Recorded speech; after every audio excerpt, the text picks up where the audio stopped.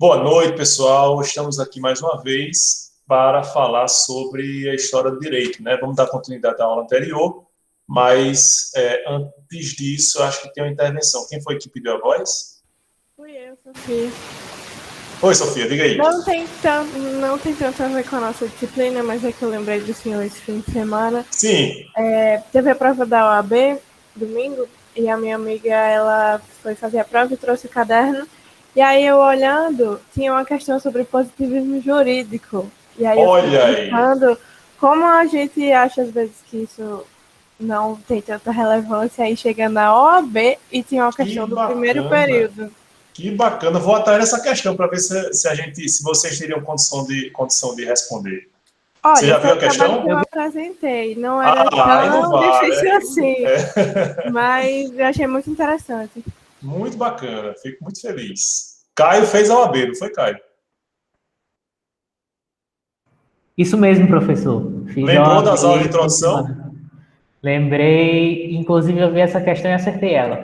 Opa, rapaz, eu agora já fiquei nervoso aqui, se eu tivesse errado, né? Mas a gente assim, não apenas para, obviamente, para as questões objetivas, hoje os concursos estão exigindo teoria geral do direito, até história do direito, né? Inclusive na prova discursiva, em alguns concursos para magistratura e Ministério Público. Mas, independentemente disso, é o fundamento, né, do que a gente vai aplicar aqui, certo? Claro que essa música que a gente trouxe aqui, do Faraó, na voz de Margareth Menezes, não foi só para lembrar o carnaval, né, e esse momento mágico, né, de explosão da cultura popular, de interação, né, e de outras coisas mais. Algumas loucuras, obviamente, mas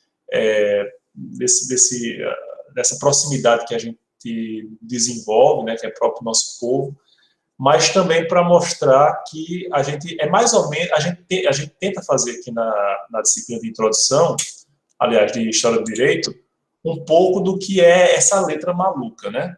A gente resumiu 3.000 anos de história em uma letra que a gente, depois eu até queria que vocês vissem novamente, né? Vai jogando as ideias assim e só quem está ali dançando e cantando é que vai fazer aquela interação. E depois, obviamente, né, como o Caio falou, de umas latinhas de pitu, a gente compreende totalmente a história do Egito, certo? Então, nesse negócio muito frenético que a gente vai desenvolver aqui também rapidamente a discussão dessa história do direito ao longo desses, vamos lá, 5.000 anos de história, né? Muito bem lembrado também que a gente não concluiu na aula anterior a discussão introdutória sobre a importância da história para o direito, para a compreensão do direito, né?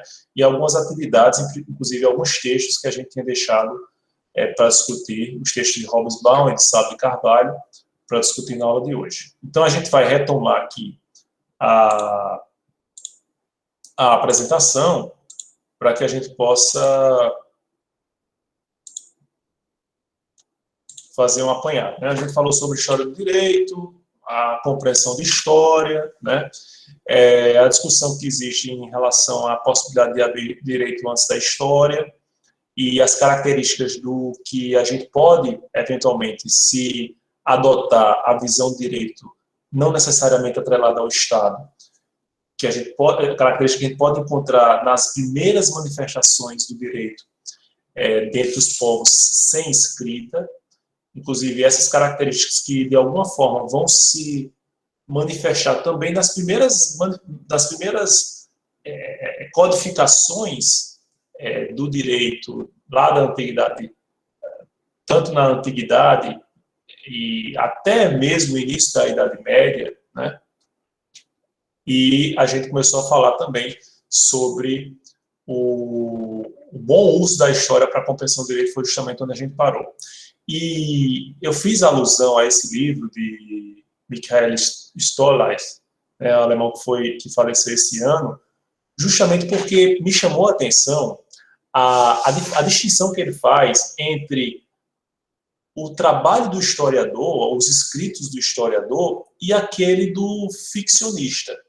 Porque se a gente observar, por exemplo, os livros de Dan Brown, né? Os livros de Dan Brown, eles fazem alusões a fatos históricos, né? A obras de arte que existem, certo? Mas, obviamente, ele vai colocar algumas pitadas de ficção na narrativa, certo? Então, vai inventar, eventualmente, alguns personagens. Quem leu o último livro, A Origem, obviamente, há uma troca lá de nomes do rei da França, do príncipe herdeiro, e assim por diante, mas a gente sabe que em alguma medida, são aquelas pessoas que são retratadas, né? Mas, obviamente, é uma ficção, porque, enfim, não vou dar muito spoiler, não. Mas o que vai diferenciar a ficção histórica do trabalho do historiador não é a capacidade criativa, porque a criatividade existe, inclusive, no historiador. O historiador apenas pode imaginar, em alguma medida, o que aconteceu no passado. E essa criatividade também pesa muitas vezes, certo? Mas o rigor que se deve ter com as fontes é muito maior em relação ao historiador.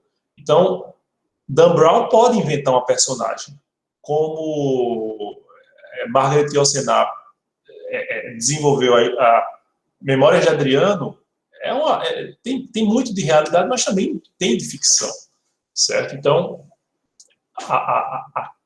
vamos dizer assim, o desapego às fontes históricas, ele é maior no ficcionista. Então, não é porque é uma narrativa, porque tanto o historiador como o ficcionista desenvolvem narrativas, não é por criatividade, porque a imaginação tanto acontece em um como em outro, mas é o apego às fontes históricas e às suas releituras necessárias, né, que se vai permitir distinguir uma coisa da outra, certo? Então, eu dizia naquela ocasião que se a gente tinha que trazer algum legado dessa disciplina de 30 horas, História do Direito, para toda a vida de vocês, talvez fosse o legado dessa primeira aula, para que a gente pudesse focar no que realmente vai ser importante para a gente compreender o fenômeno histórico, com responsabilidade e com segurança, né? Então, o que é que a gente observa ao longo da história? Várias abordagens diferentes. A gente faz menção aqui, por exemplo, a história das ideias, a história dos heróis. Então, a história que eu vi, por exemplo, no meu tempo de estudante do ensino fundamental, ensino médio, é a história dos marcos, a queda da Bastilha, a tomada de Constantinopla, ou a invasão do Império Romano do Ocidente pelos bárbaros, né? Então, a proclamação da República e os personagens todos envolvidos nesses fatos. Então, é como se o que importassem fossem aqueles marcos históricos, tão somente. Mas começou-se, principalmente a partir do século XX, a desenvolver um outro viés na abordagem da história, para mostrar que era importante também compreender os personagens que, vamos dizer assim, os anônimos, que também fazem história. Não dá para compreender a atual situação política brasileira, portanto, a história do Brasil atual, sem olhar para aquelas mobilizações populares lá de 2013, né? Ou não tem como a gente ver o que aconteceu no próprio... Está me stalkeando aqui o Google. A Primavera Árabe, o que representou, né? Então, muitas vezes, movimentos que não tiveram, pelo menos aparentemente, um guia maior, mas que eclodiram de maneira única, e às vezes até espontânea na sociedade, e tiveram um grande impacto no desenrolar da história. Então, as relações sociais começaram a ter também importância para a compreensão da história, né, do curso da história. Então, o que faziam os artífices durante a Idade Média e que depois terminaram por fazer nascer um fortalecimento de uma classe unida porque detinha os meios de produção, né? Então, vai haver tá havendo uma modificação nessas abordagens. Da mesma maneira como quando a gente encarou a virada linguística, a ponto de se apontar, né, a ponto de se verificar que a história, ela também é linguagem. Então, quando eu olho para o Código de Manu, né, ou quando eu olho para a Lei das 12 Tábuas, ou quando eu olho para aquela pedra lá do Código de Hammurabi, eu tenho que decodificar aquilo que elas representam, aquilo que esses diplomas, aquilo que esses marcos legais representam. E quando eu decodifico, quando eu transformo aquilo em linguagem, eu também faço uma interpretação. Eu também uso da minha compreensão, ou mesmo das minhas limitações, para observar ou para tentar compreender esses marcos. Isso é meio problemático, né, pessoal? Porque a linguagem, ela evolui, a linguagem, ela se modifica, e aquilo que a gente via como representado com um determinado vocábulo, com uma determinada palavra ou expressão há 1.500 anos, provavelmente não é a mesma coisa, não é a mesma compreensão que a gente tem hoje, certo? Então, por isso que a gente colocou aí os problemas e objeções a essa compreensão. Bom, e aí, como é que a gente deve encarar esse desafio? Primeiro, a gente tem que deixar bem claro na nossa cabeça que a história do direito, né, não é, como disciplina, a história do direito não é uma disciplina dogmática. Você deve se recordar daquela distinção que a gente fez nas abordagens das ciências do direito, né, da abordagem dogmática, a abordagem zetética. A abordagem própria da ciência da história do direito é nitidamente zetética. Ela não tem um compromisso com um dogma do qual parte a discussão da apreensão do direito a partir da sua análise histórica, certo? E o que a gente vai observar é que, historicamente, né, a gente tem um certo déficit na compreensão da importância da história do direito nos programas de curso no Brasil. Eu, por exemplo, eu não paguei História do Direito, não era oferecida como matéria, nem sequer complementar na minha época, né? Mais recentemente, houve uma alteração na normativa que disciplina os cursos de graduação em Direito no Brasil e que obrigaram, se não uma matéria específica de História do Direito, mas que a disciplina, a matéria em si, o objeto da disciplina de História do Direito, fosse prevista no âmbito do programa do curso, certo? Então, só recentemente é que a gente vai fazer esse resgate dos currículos jurídicos brasileiros, certo? E quando a gente fala em história, muitas vezes a gente utiliza a compreensão de história como algo linear. A gente já falou na aula passada, né? Essa ideia ou essa abordagem, ela é muitas vezes equivocada e vai nos trazer problemas, porque a história não é linear, nem tampouco necessariamente evolui com o seu decurso. A gente se depara muito frequentemente com involuções, com retrocessos, com retrocessões, né? com um andar para trás. A gente tem avanços e depois aqueles avanços são muitas vezes perdidos, são desperdiçados, são esquecidos, porque a história tem disso, certo? Então, se a gente olhar para hoje e pensar, poxa, mas como a gente evoluiu? Certo, a gente evoluiu em muitos aspectos, mas em outros a gente terminou perdendo um pouco algo de bom que existia no nosso passado, certo? Querem um exemplo? A forma como as famílias se relacionavam, talvez no passado, fosse de maneira muito mais próxima do que a gente tem hoje. Hoje, muitas vezes, cada um se encastela em seu aparelho celular e até, você já deve ter se deparado com essa situação quando a gente poderia ir a restaurante, né, ir ao shopping e tal, as famílias, às vezes até os amigos se comunicavam pelo celular, né? Então, cada um, em vez de conversar, eu via demais isso. A mesa do lado, né, do restaurante, o pessoal, em vez de conversar, o pessoal ficava lá trocando mensagens, às vezes trocando mensagens com as pessoas da própria mesa, né? Ou então assim, olha, veja só o que eu recebi agora, meu amigo, aproveita esse momento. Talvez um aspecto que a gente possa ter visto como positivo de toda essa tragédia que a gente está vivendo, né? Porque também a gente é obrigado a tirar lições, inclusive dos nossos percalços, das nossas dificuldades, reforçar a importância da interação humana. A interação humana que a gente está fazendo hoje de forma remota, mas como é importante a gente manter a humanidade.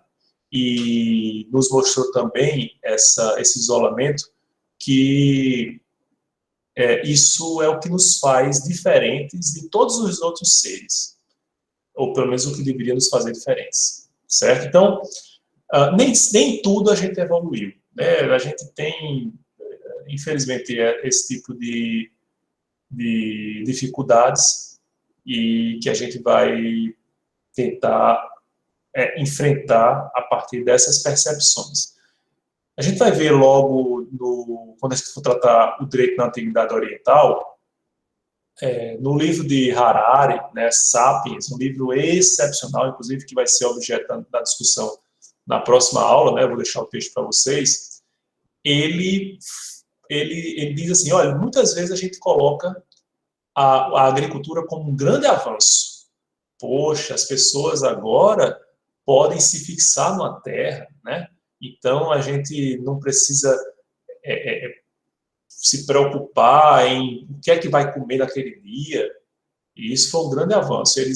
Será mesmo? Ele faz esse questionamento muito provocativo, porque eu, quando estudei História, lá no ensino fundamental, ensino médio, disse, não, é o grande marco da humanidade, né? O desenvolvimento da agricultura. Mas com a agricultura, o homem comeu menos, o homem comeu com menor variedade, né?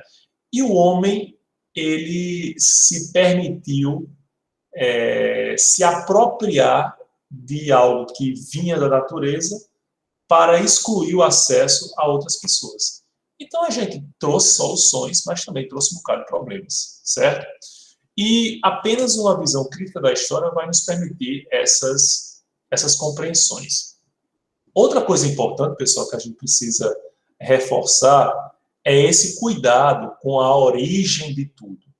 Então, existe um texto muito interessante que foi, inclusive, mencionado no trecho do livro de Saulo de Carvalho que eu trouxe para vocês, que não me fale do Código da Moral, assim, não me venha com o Código da Moral, coisa assim, do professor Luciano de Oliveira, vocês encontram muito facilmente na internet. E por que ele faz essa provocação? Porque muitas vezes, quando eu vou falar, por exemplo, sobre denúncia anônima, aí eu vou buscar as origens remotas daquela discussão, quando na verdade, pessoal, aquele tema não era objeto de discussão há 2000 anos, certo? Então, é preciso ter esse cuidado. Vou falar sobre o novo sistema de comunicação virtual para os protagonistas do direito. Aí eu preciso recorrer aos diplomas lá da Roma Antiga. Não, eles não se interessavam por isso, certo? Então é preciso que a gente não tente esse tipo de abordagem. E isso é muito ilustrado aí nessa provocação que no livro de Saulo de Carvalho ele traz, né? Ele diz, olha, geralmente a gente faz esse tipo de abordagem. A gente tem tema fictício, seja lá, eu quero falar sobre natureza jurídica sei lá, do referendo popular, natureza, qualquer coisa, qualquer tema que vocês imaginarem. Aí você vem lá, capítulo 1, a história do tema fictício, o tema fictício da Antiguidade, Grécia, Roma, o tema fictício da Idade Média, os germanos, os canônicos, os árabes, os glosadores, o tema fictício da modernidade dos dias atuais, a ilustração, aí vai, várias escolas até chegar ao dia de hoje. Quantas vezes a gente se depara com essas abordagens nos nossos livros de dogmática, né? Infelizmente, a gente se depara com muita frequência. Por quê? Porque a gente ainda não foi educado adequadamente a fazer uma verdadeira história do direito. É claro que as apresentações históricas, os apanhados históricos são interessantes para a gente fazer até algumas considerações, algumas análises, né?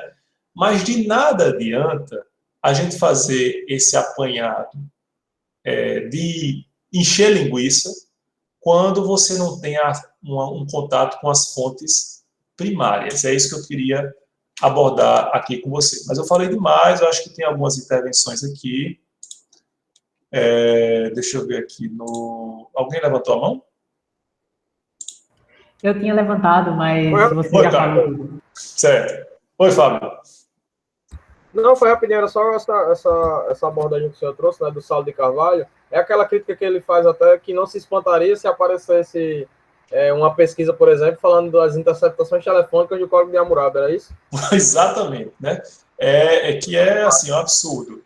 E uma outra questão interessante que a gente vê lá, já entrando na discussão do livro de Saulo de Carvalho, esse livro é excepcional, pessoal. O nome é Como Não Se Faz um TCC, né? E apesar de ele é um livro fininho, pequenininho, assim, a gente nem dá talvez não dê nem muito valor a ele, mas é um livro que me serviu, inclusive, na elaboração da tese do doutorado, porque ele traz vários exemplos, né, de orientandos dele, que ele já teve, trabalhos que ele já teve, obviamente, resguardando o anonimato dessas produções, mas dando dicas de como evitar erros muito comuns nesses trabalhos, né? Então, esse livro é fenomenal. Isso, assim, para mim foi muito esclarecedor. E ele diz o seguinte, que muitas vezes a gente vê abordagens históricas feitas de forma equivocada, e ele faz uma analogia que para mim é perfeita. É a analogia com a viagem, né? O viajante, aquele que vai pela primeira vez à Europa, vamos supor. Aí, não, mas eu quero conhecer 7 países. Quantos dias você tem na Europa? 9. Mas como os países são muito próximos, eu pego um trem de Barcelona, no mesmo dia eu já posso estar na Itália. Então, beleza, eu vou fazer esse percurso. Mas essa aventura turística, ela é tão corrida que você não experimenta verdadeiramente aquilo, o que representam aquelas cidades, o que representam aqueles países. E aí o que é que ele recomenda? Que da mesma forma como um viajante mais experimentado, ele vai passar esses 19 dias ou esses 9 dias num país só, sentando na praça, vendo o povo passar, vendo os hábitos daquelas pessoas, dos cidadãos daquela cidade, comendo as comidas típicas daquela cidade, não apenas visitando os locais para turistas, né? Essa é a verdadeira imersão, né? Na cultura, nos hábitos, e essa viagem ela é muito mais aproveitada. Essa é uma alusão que ele faz à abordagem histórica como um todo. Quando a gente vai falar sobre a história do direito romano, ou a história de um determinado instituto, eu não posso fazer uma abreviação do direito romano antigo, da antiguidade clássica, em apenas um parágrafo. A gente tem várias etapas diferentes. A gente tem um império que vai se espraiar por uma vastidão territorial impressionante. Como é que eu posso planificar? Como é que eu posso simplificar isso? Não tem como. Então, se vocês não vão fazer um trabalho que realmente vá pesquisar de maneira mais detida, ou se isso realmente não interessar o seu trabalho, simplesmente deixe de lado. Não coloque isso, certo? Não faça essa viagem translocada por esses roteiros pré-designados. Bom, deixa eu ver aqui as intervenções de vocês. Certo. Deixa eu ver aqui. Vixe, tem muitas, sim. O link, etc, etc, etc. Okay. Alguém quer mais falar sobre isso que a gente está discutindo? Bom, aí eu pergunto a vocês, pessoal. Vocês se lembram da atividade que a gente passou antes de a gente começar as aulas, né? Eu pedi para vocês verem uma foto, né, da atividade e aí fazerem a pesquisa. Quem é que fez a pesquisa? O que é que vocês descobriram? Era uma coluna que Mussolini presenteou Natal porque o voo que ia cruzar o Atlântico saiu da Itália e eu acho que ele ia parar no Rio, em São Paulo, sendo que deu um problema e ele parou em Touros e aí trouxeram um avião para Natal e os aviadores foram presenteados com o título de cidadão natalense, etc. E aí, pelo presente dessa receptividade que o pessoal do Natal teve com os aviadores, Mussolini presenteou a cidade com aquela coluna lá, capitoliana, se não me engano o nome. Perfeito, Arthur. Coluna capitolina. Qual foi a fonte que você utilizou para essa pesquisa? Tem o site do IBGE, e aí, inclusive, tinha, acho que até tem uma foto que era no viaduto do Balda, e tava a coluna junto com o viaduto do Balda, e tinha um registro lá. Você sabe onde é que ela está hoje? No Instituto Histórico e Geográfico do Rio Grande do Norte. Ela está em frente aqui, em frente ao prédio do Instituto Histórico, entre o Instituto Histórico e a Pinacoteca do Estado, né? Onde era o Palácio do Governo. E foi para ser preservada, né? Que ela também teve muito ataque na época de ser taxada comunista. Eu achei muito quando eu vi, porque eu terminei o ensino médio há mais ou menos uns 3 anos atrás, e Sim. uma das últimas viagens que a gente fez foi para lá, para conhecer a parte histórica de Natal, e a professora parou lá muito, assim, detalhou bastante a história. Então, assim, na hora que eu vi, até mandei para ela a foto, inclusive. Então, assim, foi muito bom o debate. Ela também conversava bastante com a gente sobre isso.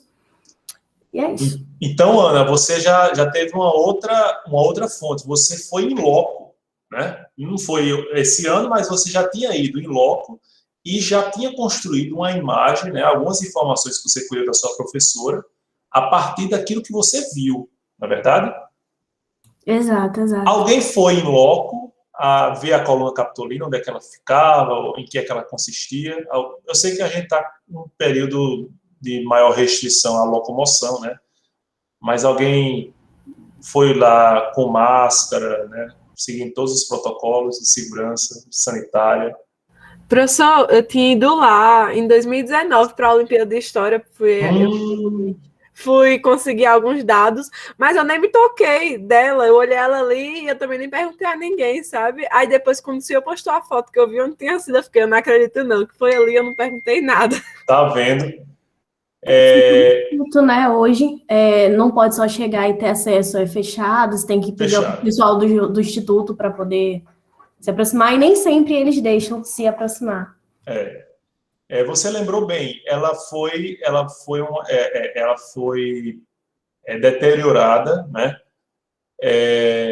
Até por uma associação injusta. Você mencionou que acho que não sei se você mencionou, eu fiz a associação por algumas palavras que você utilizou. Durante a intentona comunista aqui em Natal, essa coluna foi derrubada, né? E aí vocês imaginam por que razão? Acho que eles entendiam como um símbolo assim, que fazia referência ao fascismo italiano. Pelo governo fascista. fascista de Mussolini. Exatamente. Como tinha sido um presente de Mussolini ao povo de Natal, mas não, isso aí tem algum... A gente não pode aceitar, isso aqui é um marco do fascismo, né? Quando, na verdade, essa coluna não foi construída por Mussolini, não foi construída nem na época de Mussolini. Uma coluna que de uma das colinas, né, de Roma, né, especificamente que Roma tem várias colinas, né? Tem, por exemplo, o Vaticano é o único que hoje não é mais colina, mas temos a chamada colina Capitolina, e algumas dessas colunas foram encontradas lá. E aí vocês foram observar lá os traços, né, jônicos da própria coluna. E aí eles fizeram a associação pelo fato de ter sido doado por Mussolini, mas a representação da coluna não tem nada a ver com o fascismo de Mussolini, né? Vejam como é difícil também como é perigoso o mau uso da história em relação a essa própria percepção da realidade. Alguém mais utilizou outra fonte? Porque a internet é assim, a forma mais fácil da gente compreender, né? Professor, Oi, Nádia. eu pesquisei no próprio site do Sim. Instituto Histórico e Geográfico, mas as informações eram um pouco escassas, assim, era basicamente um resumo de tudo que vocês trouxeram até então, e é isso, assim, eles detalham, né, todos os locais onde ela já ficou estacionada, e isso, mas nada muito além do que já foi dito. Exato, Nádia. Inclusive, alguém mencionou aqui que ela antes estava ali debaixo do viaduto do Baldo, né? Num local totalmente esquecido. Então, eu ia assistir às aulas no Marista, meu pai sempre falava, olha, a coluna Capitolina e tal, mas falava alguma coisa sobre ela, mas, assim, não tinha nenhum tipo de destaque, né? E hoje, eu acho que tem um local mais... Hoje ela assume um destaque maior e uma respeitabilidade maior, né, por estar lá em frente ao Instituto Histórico Geográfico do RN. E aí eu queria mostrar para vocês que eu fui lá visitar, né? Essa foto não é desse ano, né? É mais antiga, da época que a gente nem sonhava com pandemia.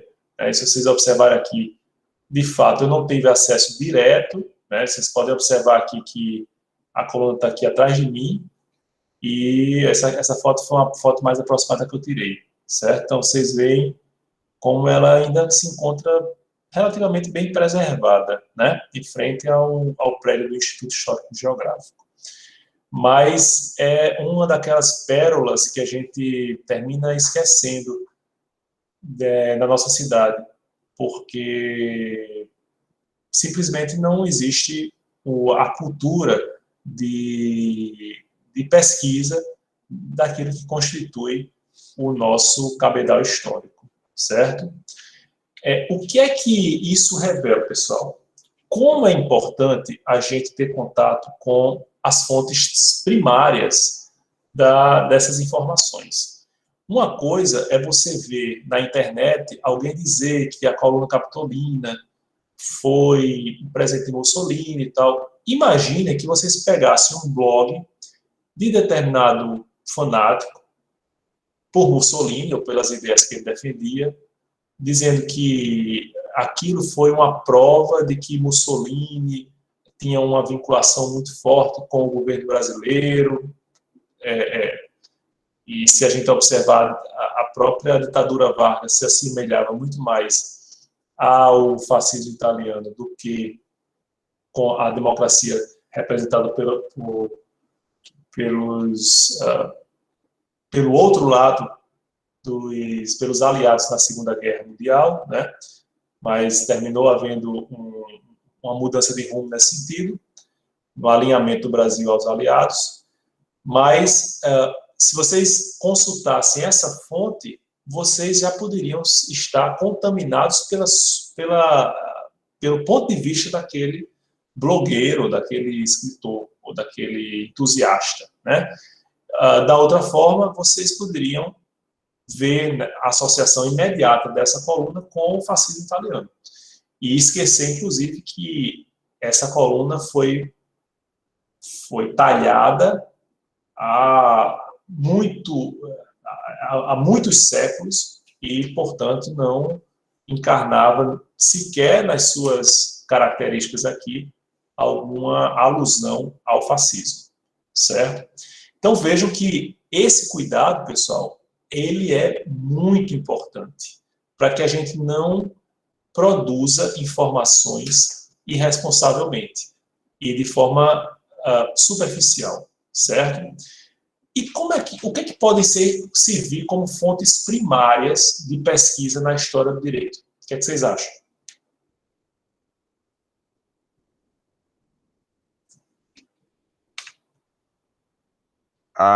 Os códigos, as legislações. Isso. É o que é mais facilmente perceptível, né?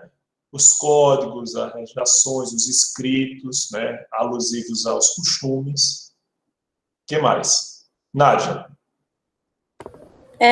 Professor, eu não sei exatamente se é a história do direito, mas pelo menos eu me lembro que na Zila Mamed, na biblioteca, tem uma ala que ela é fechada, que é uma ala que ela tem documentos que são tidos como mais preciosos. É tipo assim, são documentos originais. Tipo, eu não sei se tem referentes à história do direito, mas porque eu não me lembro, eu já perguntei uma vez, mas eu esqueci. Tipo, você não pode entrar lá justamente porque eles são fontes primárias, você precisa agendar, precisa de um professor, uma coisa assim, para poder ter fazer o estudo dessas fontes. Mas eu acho que são fontes, assim, relacionadas à história em geral. Não sei se é a história do direito. Mas, assim, às vezes, nas universidades podem existir essas próprias fontes nas bibliotecas, só que, geralmente, elas vão ser realocadas num quarto, num canto mais... Enfim, que não fique, né, tão atacada, assim, que precisa de uma burocracia para você analisar. Perfeito. Veja, eu trabalhei muito tempo em Macaíba e lá havia processos históricos, assim, do final do século XIX, então, alguns processos que mostravam, por exemplo, como era feito o combate à criminalidade naquela época, né? Existem processos que fazem alusão aos saques da turma dos cangaceiros de Lampião aqui no nosso estado. Essas peças, elas têm uma riqueza importantíssima, né? Uma riqueza, e olha, não são apenas códigos de lei. Os processos judiciais que falam sobre as persecuções criminais, as formas de resolução dos problemas nas suas épocas, também têm importância como fontes primárias.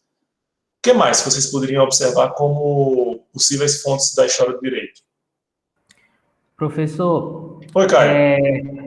Então, eu acredito que também teria a questão do costume, né? O direito consuetudinário, ele também seria uma fonte de direito, assim, para a gente poder estudar também, e porque as práticas reiteradas em sociedades, né, mais antigas, eles adquiriam muitas vezes força de lei. E, além disso, também existiam normas de caráter mais generalizado e permanentes, que eram muitas vezes redigidas, né, por autoridades locais, e elas normalmente eram propagadas ou decoradas por meio daquilo que a gente chama de cânticos ou adágios. Isso. Perfeito, Caio. E olha só uma questão interessante que Caio me fez lembrar. Quando a gente fala em ficção, né, em romance, de época e tal, às vezes a gente até perde um pouco a noção da sua importância para a compreensão do direito da época. Vamos lá, se a gente pegar as obras de Machado de Assis, mas Machado, ele, obviamente, ele retratou a sua época, mas são peças de ficção. Mas, olha, às vezes há mais história envolvida nessas peças de ficção do que nos documentos oficiais. Por quê? Porque, mais uma vez o estoque aqui, porque esses ficcionistas, eles retratam aquilo que o Caio falou, os costumes da época, os hábitos da época. E, às vezes, os documentos oficiais passam ao largo dessa retratação, desse retrato, né, dessa exposição, né? Então, a gente também não pode negligenciar mesmo as obras literárias como fontes de compreensão de como o direito era exercido. Ciro colocou aqui no chat a menção às cartas de figuras importantes. Obviamente, isso também pode servir como fonte primária importante, né? O meu pai, ele adora genealogia, né? Como bom seridoense, gosta dessa relação com as famílias, né? E compreender os seus antepassados. E ele fazia pesquisa em loco. Ele fazia pesquisa ora nos cartórios, ora nas paróquias, porque o registro dos atos civis era feito nas paróquias, porque a Igreja Católica meio que monopolizava esse controle. A instituição que tem o mais completo registro da genealogia no mundo é a Igreja Mórmon, né? A Igreja de Jesus Cristo dos Santos dos Últimos Dias. E papai também fazia pesquisa lá.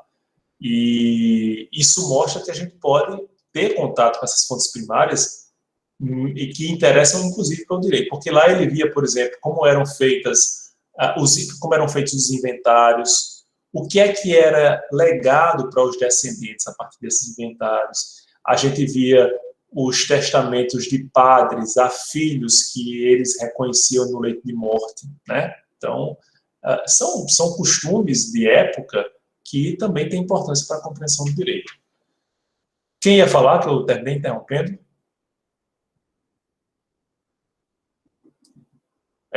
Arthur está com a mão levantada. Eu queria justamente complementar o que o senhor disse. Assim como Carol, participei no ensino médio da Olimpíada de História, e todo e qualquer documento que tenha a ver com aquilo que você quer estudar, eles colocavam para a gente como fonte. Por exemplo, as fontes que a gente recebia era receita de bolo, de uma determinada época, uma parte de um jornal, um diário de uma criança. Então, nesse sentido, uma fonte para a história do direito pode ser qualquer coisa que tenha relacionada à lei. Pode ser, que nem você falou, um texto literário, um contrato antigo, algo dessa espécie. Sueli, perfeito, Arthur. Sueli colocou uma questão aqui importante para a gente também fazer uma reflexão. Que ela coloca, as fontes primárias têm uma linguagem difícil de entender, e aí o intérprete termina usando a interpretação de outros autores. E aí, qual o problema disso? Quando você não tem contato com a fonte primária, você vai ter que acreditar no que outros que tiveram, eventualmente, vão reportar sobre essas impressões, sobre as impressões que tiveram em relação a essa fonte, né? Então, é como se você fizesse uma interpretação do intérprete, e assim por diante. Quanto mais distante você estiver da fonte primária, mais difícil vai ser a sua abordagem, né? Não estava lá exatamente, Nádia, não estava lá, mas ouvi dizer, né? E isso termina sendo acrescentado alguma coisa, e a história vai sendo deturpada, certo? Não é que eu acredite que a gente possa fazer um fiel retrato do que realmente aconteceu no passado. Mesmo no presente, isso é muito relativo. Por exemplo, se eu perguntasse para vocês, acontecesse alguma coisa nessa aula de extraordinário, e que eu precisasse depois do depoimento de vocês, a gente iria encontrar uma discrepância muito grande entre as versões, sem dúvida alguma, certo? Isso mostra que não há um fenômeno a ser relatado, mas o fenômeno é linguagem também. A sua retratação, a forma de sua exposição também é feita a partir da linguagem. E a linguagem também permite essas deturpações, certo? Ana colocou aqui, a gente pode encontrar na arquitetura, perfeito, na arquitetura, na estrutura dos antigos tribunais, exatamente. E aí eu quero mostrar para vocês agora umas outras fontes que podem ser, inclusive, negligenciadas. Por exemplo, quem poderia imaginar as ordenações, esse aqui é um trecho das ordenações manuelinas. É claro, eu vejo isso de forma muito clara, que isso é uma fonte do direito, a fonte histórica do direito. A gente tem ali, aqui se vocês observarem, o título 3, como os cavaleiros da Ordem Santiago, blá, blá, blá, não dá nem para entender direito o que é, porque é um português arcaico, né? E escrito dessa forma. Sem dúvida alguma, isso é fonte do direito. Mas vocês encontrariam fonte do direito nessas outras representações aqui? Eu sou filatelista, não sou, eu já fui filatelista, já fui colecionador de selo. Então aqui a gente tem um dos primeiros selos da República, certo? Nós temos uma cédula, eu também coleciono cédulas e moedas, né? Então, assim, eu era colecionador de coleções, na verdade, eu adorava colecionar. Como é que eu posso ter essas peças aqui como fontes do direito? O que é que vocês acham? Que informações eu posso colher de uma cédula ou de um selo? Professor, se você pega uma nota dessas ou uma moeda, por exemplo, elas vão ter provavelmente algum tipo de figura representativa da época. Isso. Se você, tipo, sei lá, a figura de algum presidente ou de alguma personalidade importante, ano e dentre outras características da própria feitura da moeda que indicam, por exemplo, onde ela foi feita, quem fez, etc. Exatamente. E olha, vocês vejam aqui, ó, a gente tem o nome República dos Estados Unidos do Brasil. Sim, a gente já foi Estados Unidos do Brasil, né? Inclusive a nossa bandeira poderia ter sido muito mais assemelhada à bandeira norte-americana, mas terminou prevalecendo a que a gente tem hoje. A gente tem, por exemplo, o valor, né? A gente tem aqui um selo de R$100, mais uma cédula de 1 cruzeiro.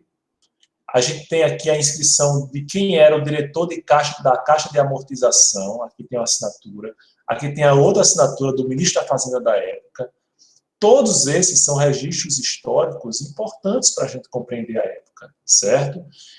Outra informação, aqui embaixo do valor da cédula, a gente tem American Banknote Company. Então, era onde a cédula era cunhada, a gente não tinha uma Casa da Moeda ainda, certo? E aqui, pessoal, aqui é uma inscrição rupestre lá no sítio Xique-Xique 1, em Carnaúba dos Dantas, aqui no nosso estado. Como é que eu posso ver nessa escritura uma fonte do direito?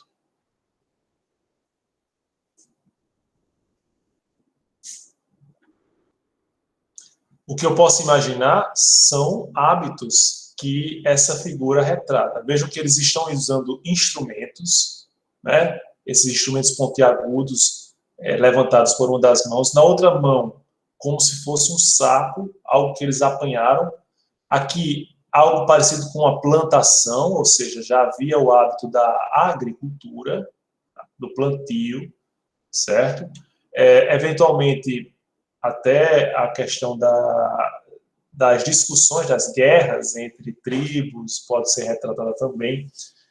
Então, a gente tem uma miríade de possibilidades de fontes do direito, certo? Muito além do que existe, do que a gente compreenderia hoje como fonte, que seria apenas as leis, ou mesmo os julgados, né?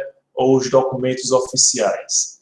O direito pode ser compreendido de diversas maneiras. E aqueles instrumentos, aquelas comprovações que indicam os hábitos dos povos também nos servem como fontes do direito, fontes primárias do direito, certo? Mesmo sendo peça de ficção. Ok? Tranquilo até aqui? Algo também que a gente chama a atenção é o cuidado com o resgate histórico, né? Aquele que a gente já falou. Eu quero falar sobre as interceptações telefônicas, aí eu vou lá saber lá no Código de Hammurabi que eles falavam sobre a privação de direitos, etc. Não, a gente tem que... não se detenham a essa ideia de que a gente tem que ver a origem de tudo. E aqui eu trago para vocês um trecho de um livro que pretendia falar sobre a investigação criminal. A investigação criminal no Brasil hoje. E o que é que, no caso, esse autor adotou? Ele vai falar sobre a chamada evolução histórica da investigação criminal no Brasil. Onde é que ele vai colher essa origem? Lá nos povos indígenas. E aí ele diz o seguinte: antes da chegada dos portugueses, o espaço correspondente ao atual território brasileiro era ocupado pelos povos indígenas. As primitivas comunidades de índios ainda não se haviam organizado em estados. Não existia, pois, propriamente uma atividade estatal investigatória. O sistema punitivo indígena era bastante simples, consistindo na mera aplicação de penas de morte, banimento ou tortura, com base na ideia de vingança privada aos que transgredissem as normas de convívio social. E aí a gente vai ver na história que aquilo que os índios, ou que os povos nativos tinham como direito, como possíveis soluções do conflito, foram negligenciados quase absolutamente pelo direito vigente aqui no Brasil colônia, no Brasil império depois. Então, se eu vou falar sobre investigação criminal no Brasil, como os indígenas puniam as pessoas aqui, os povos das suas tribos, é absolutamente irrelevante. Eu não vou buscar nos indígenas a origem da investigação criminal no Brasil, porque a investigação criminal no Brasil é uma atividade estatal, uma atividade institucionalizada, e para a qual não houve qualquer influência significativa dos povos indígenas. Esse parágrafo, portanto, é desnecessário. É apenas como algo figurativo, né? Você pode fazer alusão. Aqui tem uma nota de rodapé de um livro de onde ele tirou essa informação. Esse livro já é uma reprodução de pesquisas de onde se extrai essa informação. Então, se a gente vai fazendo esse tipo de abordagem histórica, a gente é o diz-que-diz. Então, a gente vai falar sobre alguém que pesquisou em outro livro, de alguém que pesquisou em outro livro, de alguém que finalmente teve contato à fonte histórica primária, certo? E é preciso evitar esse tipo de desenrolar. Ok, pessoal? Por fim, um grande desafio também na abordagem histórica é a demarcação no estudo histórico. Você, quando vai fazer uma abordagem histórica, você precisa delimitar o seu tema. É igual ao TCC. Quando ele, professor, eu queria falar sobre o sistema prisional brasileiro. Beleza. Onde? Você quer falar sobre todo o sistema prisional? Aí você tem quantos anos para fazer isso? Porque é muita coisa. Eu queria falar, tá bom, vou falar só sobre o sistema do Rio Grande do Norte, beleza. Durante toda a história, desde que houve o primeiro conjunto de celas. Então, vejam, para que a gente possa fazer um trabalho com um aprofundamento mínimo desejável, a gente precisa fazer uma demarcação temporal, vamos supor, vou falar sobre um tema durante o primeiro reinado no Império Brasileiro. Ou eu vou fazer essa abordagem do direito do trabalho durante o Estado Novo. Ou seja, eu demarquei no tempo essa pesquisa. Então, tudo que tiver de Estado Novo naquele período eu vou estudar. Não vai me interessar a política do café com leite no início dos albores da República, não vai me interessar o período da redemocratização brasileira agora, a partir da década de 80, porque o meu foco temporal é Estado Novo de Vargas, certo? Eu posso fazer também um recorte geográfico. Eu vou falar sobre a investigação criminal ou a persecução criminal das mulheres no sertão, para não dizer que é no Rio Grande do Norte inteiro, ou mesmo na Paraíba, no Pernambuco, mas no sertão no sertão nordestino. Eu fiz um recorte geográfico, espacial, né? E posso também fazer um recorte temático. eu não vou falar sobre o direito civil na era Vargas. Eu vou falar sobre o instituto do casamento ou do desquite durante os primeiros anos da vigência do Código Civil Brasileiro de 1906. Certo? Isso facilita meu trabalho, porque eu posso fazer um aprofundamento vertical. Eu não vou perder tempo nem energia com aquilo que não me interessa. Porque se eu abarcar muita coisa, eu termino sem profundidade em relação àquilo que eu vou tratar. Certo? Outra coisa que a gente precisa compreender, pessoal, é que quando a gente fala de história, principalmente nesses marcos, né? Então, a gente fala de Idade Média. Bom, a Idade Média, ela tem um período aí, na história que a gente vê, né, didaticamente, a gente tem um período de 1000 anos, né, de 10 séculos. Então, ainda se divide a Alta Idade Média e a Baixa Idade Média. Mas não é um bloco monolítico. Há uma discrepância de características, não apenas em relação ao início da Idade Média com o final da Idade Média, mas também espacialmente. Alguns países eles tiveram um desenvolvimento maior do feudalismo do que outros. Alguns países, em pleno século XIX, ainda tinham estruturas feudais, né?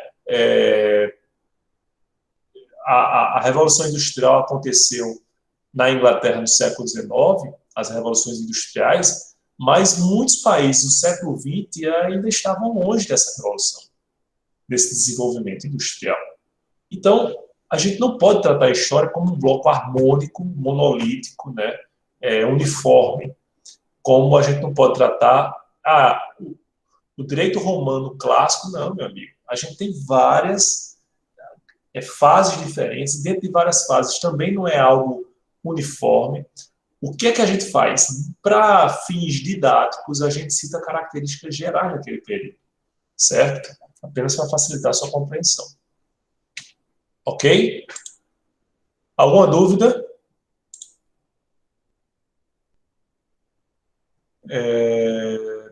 Hanna fez um grupo do WhatsApp, beleza, para a turma, ótimo, boa iniciativa.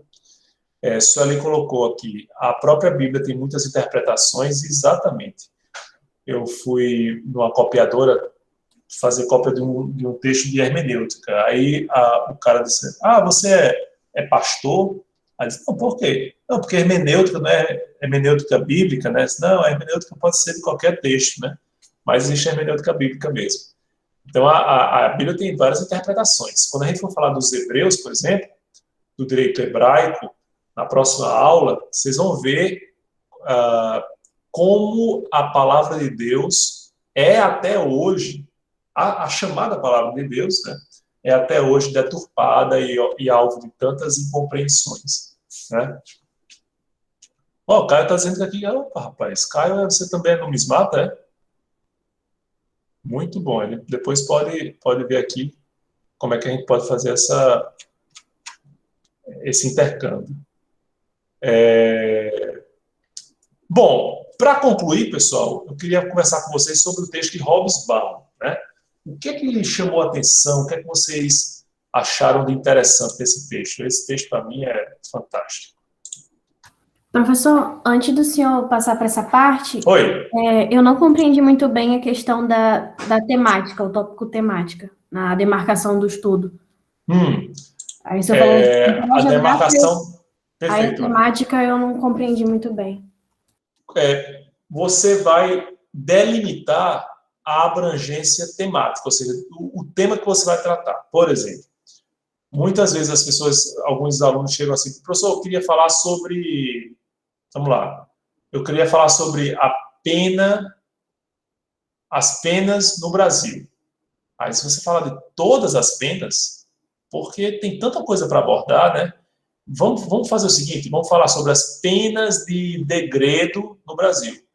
Vejam que eu delimitei, entende? O tema ficou mais fechadinho, ficou mais limitado, certo? Então, essa demarcação também facilita o trabalho do pesquisador. É nesse sentido. Obrigada. Certo, nada. Enfim, sim, vamos ao texto de Hobsbawm. O que é que vocês acharam? O que é que chamou a atenção? Professor, nesse texto, a gente até já abordou um pouquinho, né? Falou assim, no final da aula passada a gente falou um pouco, mas só reiterando, que a mensagem principal é sobre a responsabilidade e o dever que o historiador tem que ter, né? Porque é uma palestra para a universidade, né? Então é mais chamando a atenção sobre como, enfim, o trabalho do historiador, ele é importante, ele pode ser usado do jeito que uma arma nuclear pode ser usada, a partir do momento que pode ter algum indivíduos de grupos de interesses específicos que tomam posse de uma certa narrativa, que ela pode ser construída sobre algum fato histórico, mas não necessariamente com rigor científico. Então, ele traz vários exemplos históricos que eu me perco, porque eu não sou tão boa em história, então eram sei lá, dezenas, sei lá se teve mais de 100, não sei, de exemplos onde alguns grupos, né, determinados, eles faziam uso de certas narrativas e aí que não tinham nem pé nem cabeça, mas que aí são usados para colocar algum interesse para frente. Então, Perfeito. Eu achei muito interessante isso. Perfeito, Nádia. Eu também fiquei muito impressionado. Eu disse assim, quando eu era estudante de história, né? Acho que era estudante de história, eu disse, olha, nunca imaginei que meu trabalho de historiador fosse tão impactante no mundo quanto o de um físico nuclear, né? Que pudesse desenvolver a bomba atômica para destruir uma cidade inteira. Mas, sem dúvida alguma, o uso da informação e o uso da história, ele pode impactar na condução de todo um país, de toda uma nação, né? Não é por acaso, a gente já fez, inclusive, a alusão na aula passada ao livro de George Orwell, 1984. Uma das máximas de 1984 é: quem controla o presente controla o passado, quem controla o passado controla o futuro. E não por acaso Winston, que é o protagonista do livro, ele trabalha no Ministério da Verdade, que, na verdade, a rigor, é o Ministério das Fake News, né? Como era visionário, né, Orwell. E o que é que ele fazia? Ele pegava um livro, mas não, isso aqui não interessa ao partido essa informação. Então, ele reescrevia a história de maneira a falsear o que realmente aconteceu, certo? É muito grande esse poder. E é o que a gente vê, pessoal, nos dias de hoje. A tentativa de reescrita de algumas... A gente vê diariamente, fulano está sendo retirado do rol de personalidades na Fundação Palmares, ou aquilo que aconteceu no regime civil-militar instaurado em 1964 não foi ditadura, né, foi revolução. Então, essas reescritas, elas não são ingênuas. Elas tendem a um determinado propósito de, muitas vezes, ou de falseamento da verdade ou de manipulação dessa verdade, né? E é preciso que a gente tenha muito cuidado com essas iniciativas.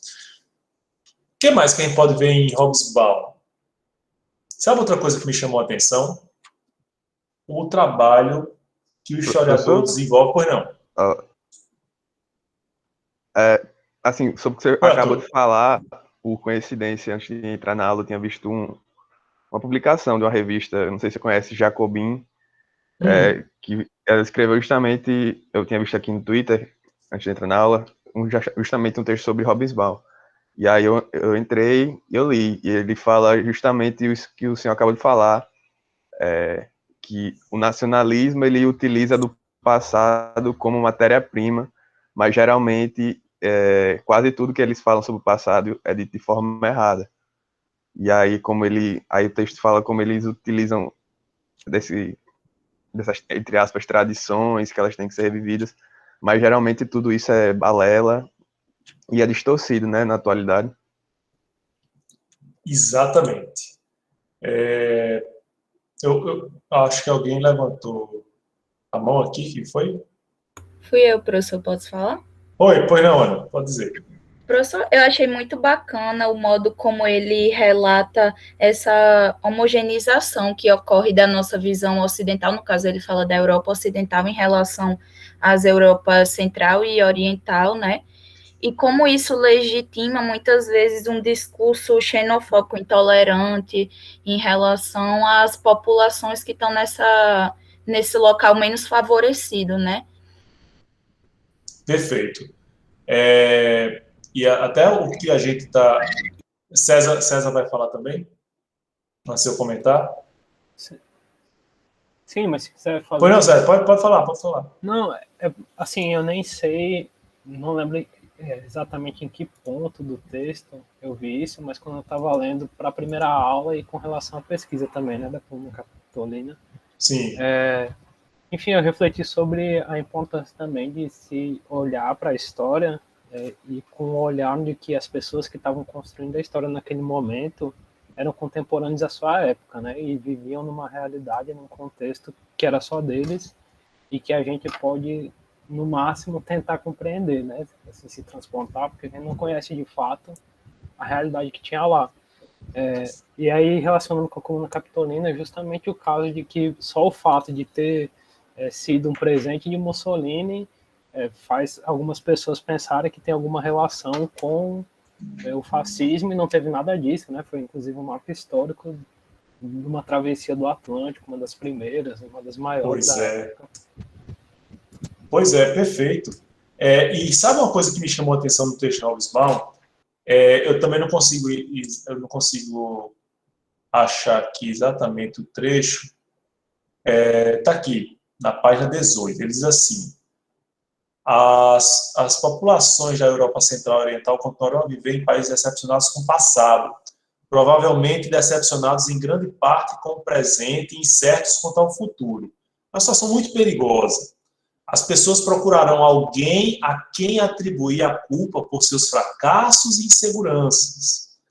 Os movimentos e ideologias que mais tendem a se beneficiar, e percebam, ele falou isso logo após a queda do Muro de Berlim, né? Há mais de 30 anos. Então, os movimentos e ideologias que mais tendem a se beneficiar desse clima não são, pelo menos nessa geração, aqueles que desejam um retorno a alguma versão dos tempos anteriores a 89. É mais provável que sejam movimentos inspirados pelo nacionalismo xenófobo e pela intolerância. É sempre mais fácil culpar os de fora. O que é que a gente está vendo hoje, pessoal? Ao redor do mundo, movimentos de xenofobia e de intolerância, de ultranacionalismo, como se o estrangeiro fosse o inimigo daquele povo, né? Então, a postura dos Estados Unidos em relação aos muçulmanos, a postura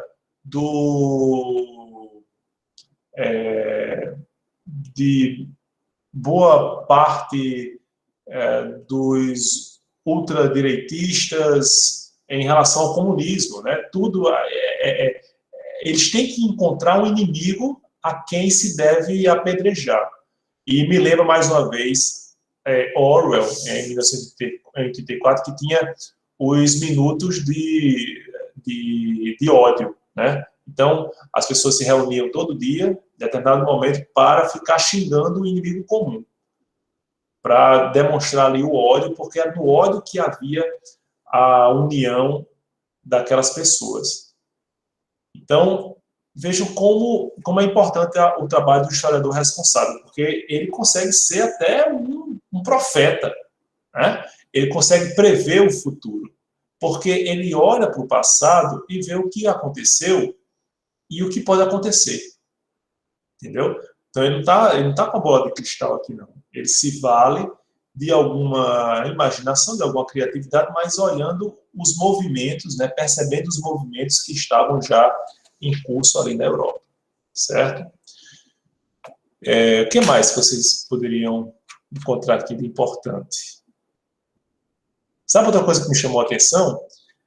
A questão do relativismo factual. Ele chama a atenção assim, olha, ele até usa o caso de Elvis. Ou Elvis está morto ou não está morto. Não existe a possibilidade, mas a linguagem é que vai dar o tom da realidade. Não, aí tem um limite, né? Ele é um pouco crítico até da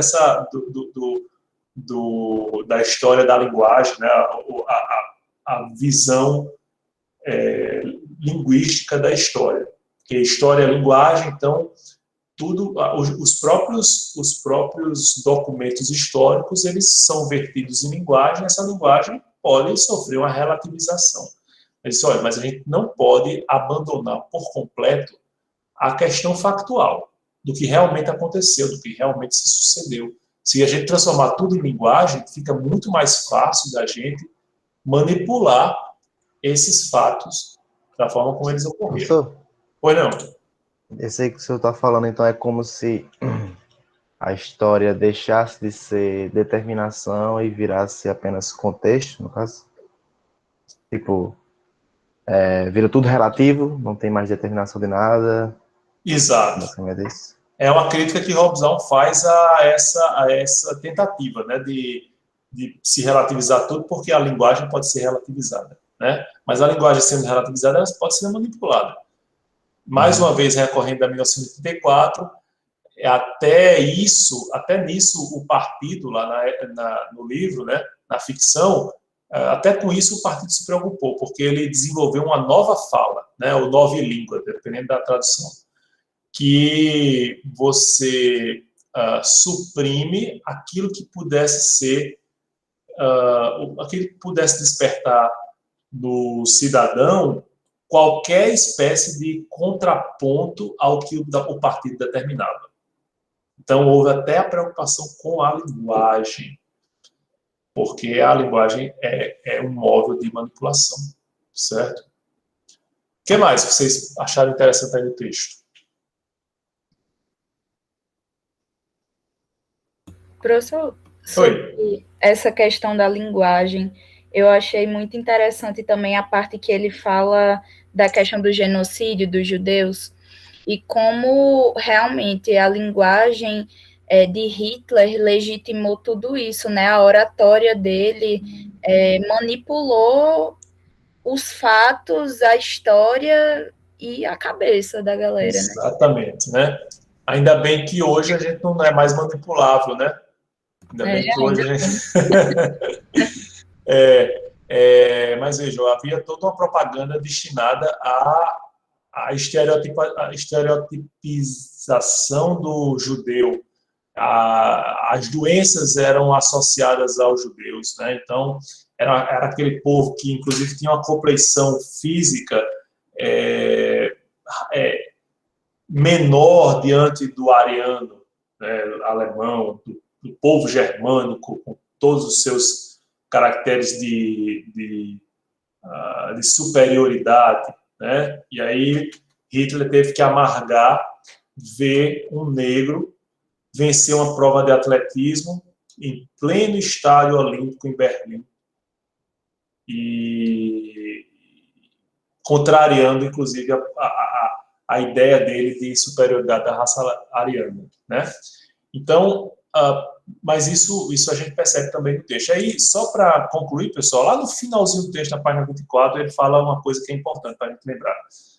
Para as pessoas que ao longo da história, fora de seu bairro, apenas têm entrado para a história como indivíduos nos registros de nascimento, casamento e morte. Ele mostra que é para essas pessoas que a história também é escrita. É para essas pessoas, com a participação dessas pessoas que a história está sendo desenvolvida.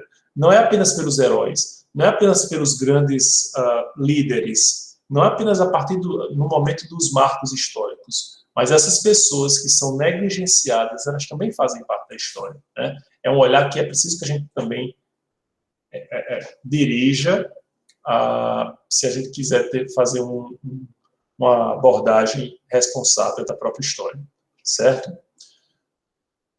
Tranquilo, pessoal? Algum outro questionamento? Caio colocou aqui, a xenofobia aos asiáticos em relação ao Covid, muito bem lembrado, cara.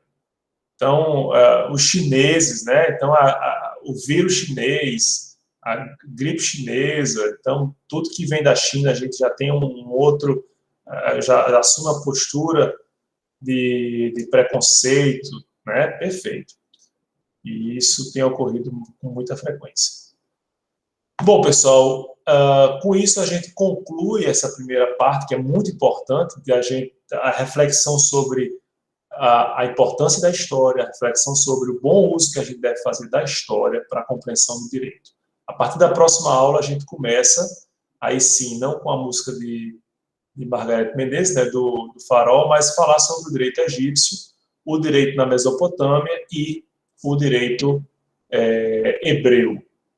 E com isso a gente começa essa nossa viagem ao longo da história e das primeiras manifestações do direito, certo? Vou concluir aqui, pessoal, e até a próxima semana, se Deus quiser.